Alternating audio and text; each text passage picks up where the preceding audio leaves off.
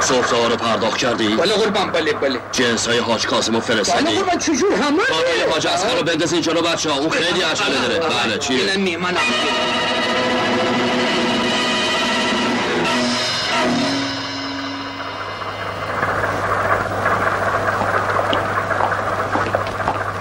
واسه اومد اینجا؟ خب تو نه مجبور شدم خودم بیام. اینم با این واسه؟ مگه چیشه؟ چی؟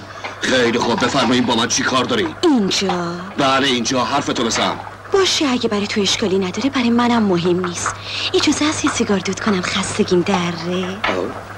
سیگار دود کنی؟ او این دودیه.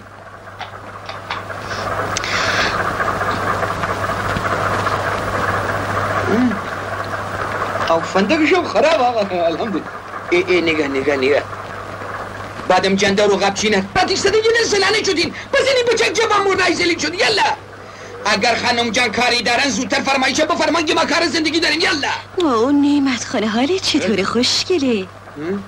الحمدلله با مرحمت جناب عالی خانم چه عجب از این طرف با یه دونه چای شیرین بیارم. ببینم بالاخره میگی برای چی اومدی اینجا یا نه؟ دستم درد گرفت. خیلی خوب. علت این که به ما افتخار دادین تشریف آوردین اینجا چیه؟ اومدم دعوتت کنم بیای خونه. آخه تلفنی که دعوتم قبول نکردی. من که یه مرتبه خدمتتون عرض کردم وقت این کارو ندارم. تو یه چیزی بگو دیگه. بله نه خیلیشم وقت ندارم ولی بنده باشه بعد اینجا میشینم تا تو وقت پیدا کنی. لا استغفر. میگم قربان اگر جناب علی وقت ندارید بنده وقت دارم. نه من وقت ندارم. نه خیر وقت من گرفته است. بی وقتی شدم. حالا ممکنه تشریفتون رو ببرین؟ بله به شرطی که نهار بیای خونه من. از دست پختم خوشت میاد. بنده امروز وقت ندارم. خیلی خوب فردا ظهر چطوره؟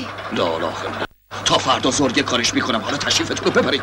رو چشم فردا منتظرتم باشه.